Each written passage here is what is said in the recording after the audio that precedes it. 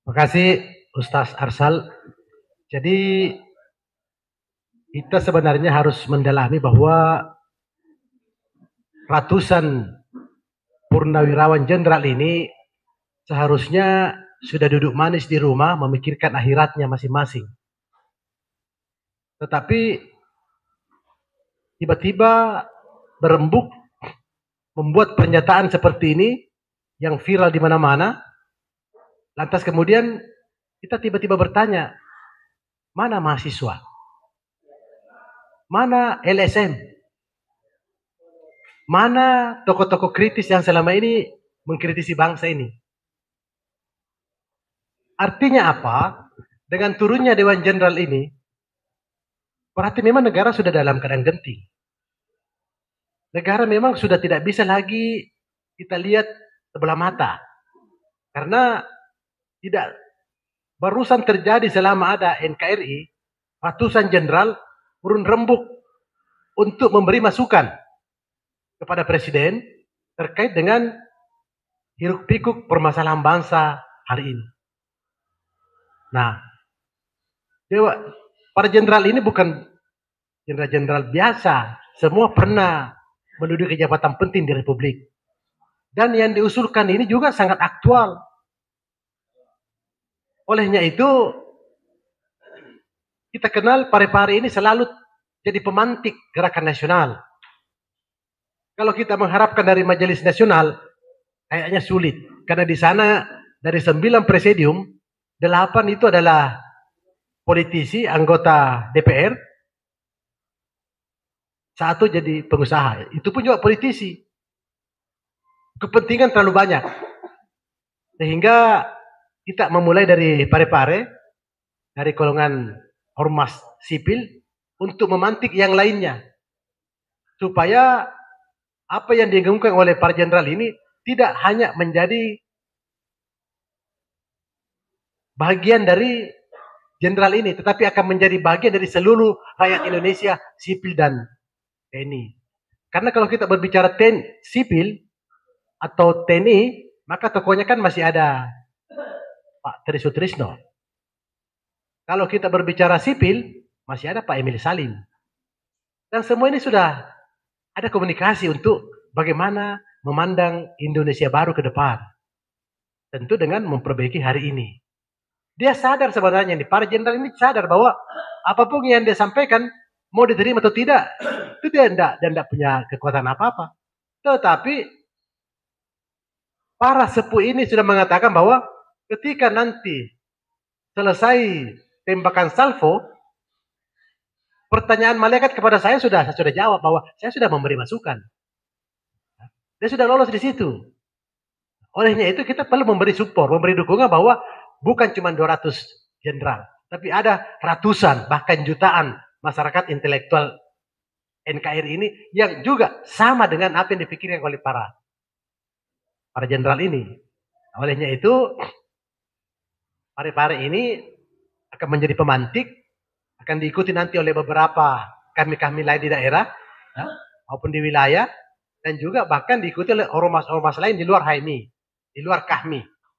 Dan saya sebenarnya tadi atas perintah Kak Asis untuk bagaimana supaya kita menghadirkan Jenderal Fahru Rozi dalam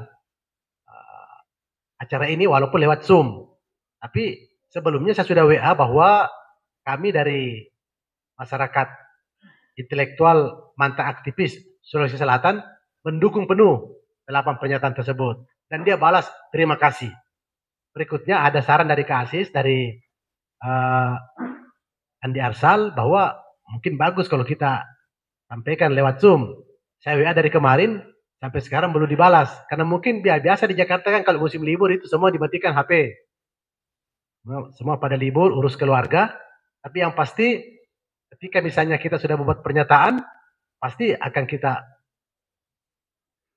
sampaikan apakah lewat udara, ataupun nanti saya usulkan ada perwakilan dari MD Parepare membawa langsung. Kita bertemu dengan Pak Fahru Rozi di rumahnya Pak mantan Wapres.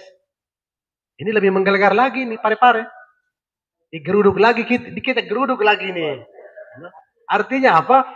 Kami Parepare peduli terhadap bangsa ini sesuai dengan tema di atas. Sehingga MD lain yang tentu bisa tergelitik juga bahwa masa Parepare bisa kita tidak. Artinya apa? Kita tidak boleh pungkiri kalau MD lain juga sebenarnya mau, cuma tidak ada penggerak. Olehnya itu kita butuh sosok atau semangat kasis-kasis yang lain di tempat lain, bukan cuma di Parepare. Kasis ini harusnya semangat ini ditularkan ke semua MD, jangan cuma di Parepare. Supaya menasional ini kita punya MD ya. Nah, olehnya itu sekali lagi kenapa saya di mana-mana selalu hormat dan patuh kepada Kasis, karena di mana-mana saya selalu dengungkan. Ketika misalnya nyalinya Kasis tidak ada pada saat Kongres Padang, maka mungkin ini HMI sudah tidak ada sekarang. Olehnya itu ada HMI, mana Ilham? Kamu tuh harus berterima kasih banyak kepada Kasis. Seandainya bukan Kasis, mungkin kau tidak bisa ber-HMI. Tidak ada lagi HMI. Sama dengan PI yang pada saat itu bukan cuma Badi yang berbicara, ilmu hitam. Ilmu hitam itu berbicara, ada nama Julius Kasis. Kita masih ingat Julius. Dia cuma tatap itu lampu neon di atas, mati. Baru diambil, baru dia makan kayak kerupuk. Jadi bagaimana seramnya pada saat itu? Ya. Fakta. Nah, kita ini cuma Badi kan, tapi Badi kan dan kita berhadapan. Ini dari jarak jauh. Jadi saya bilang Kasis, bisa Kasis nanti ini kena juga batunya ini dihantam dari luar ini, ilmu hitam. Tapi alhamdulillah Kasis pulang ke Makassar dan bahkan sudah dibuatkan kuburan. Sudah ada kuburannya di Botol Lempangan oleh kakanda kita Ridwan Saleh, Ridwan Kara, dan saya bersama dengan Herula Tanro pergi menyampaikan ke rumahnya di Prate bahwa Kasis jangkit datang mati kalau datang. Itu parang panjang itu, makan bulu-bulu. Yang datang Kasis. Saya sayang Ki. Akhirnya Kasis mengatakan, saya datang. Insya Allah saya datang. Jadi saya datang dengan Herul. Saya tidak berani bonceng Kasis. Jangan sampai kita yang kena dulang parang. Motornya Herul yang datang. Herul yang bonceng dengan motor anunya itu, bebeknya itu. Begitu datang Kasis dari Hari Prate, masuk ke Botlem. Dia bilang mati banjir darah ini. Alhamdulillah. Kasis langsung dengan serentak. Assalamualaikum. Dijawab di dalam bilang waalaikumsalam sambil dia gemetar duduk. Saya bilang, ini ilmunya Kasis. Luar biasa. Dan ironinya lagi, ketika masuk ke ruangan memberi penjelasan. Ini barangkali Badius juga. Ada ini juga Badius. Jadi ini Badius ini harus ditahu. Badius ini adalah mantan sekretaris HMI Parepare yang pertama. Harus tahu Ilham. Ini HMI sekretaris saya ketuanya. Dia sekretaris saya di HMI Parepare.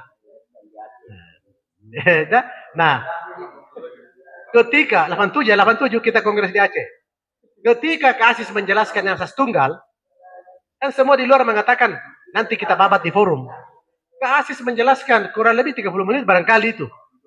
42 menit menjelaskan, dilempar ke babakan pertanyaan, tidak ada yang bisa menjawab, tidak ada yang bisa bertanya.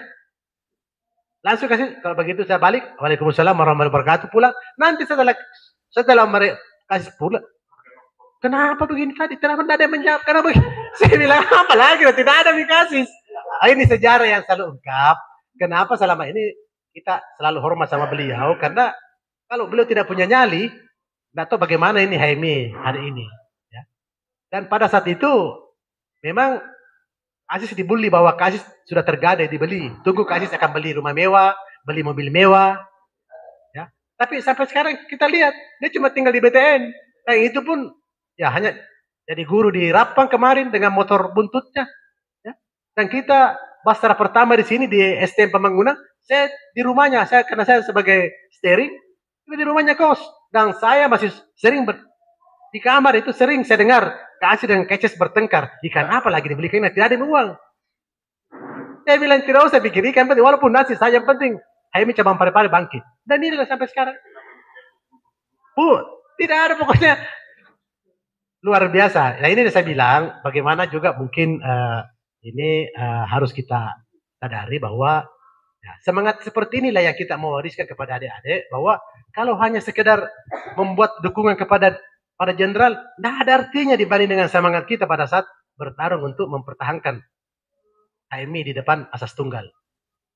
Inilah semua supaya kita tergelitik bahwa yang utama dalam HMI adalah semangat.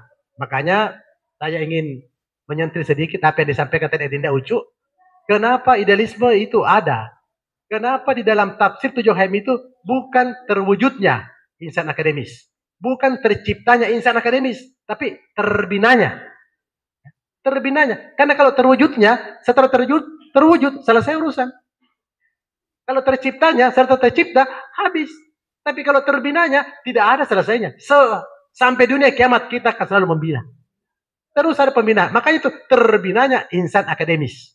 Nah itu Ilham ini harus tahu ini, jangan sampai ini ilmunya kasis jarang dia keluarkan itu. Tidak pernah barangkali dia keluarkan itu. Makanya saya keluarkan sekarang. Ya. Nah itu semua. Jadi kita akan selalu melakukan pembinaan-pembinaan supaya ya bagaimana semangat kita ini jangan kendor. Semangat kita jangan kendor.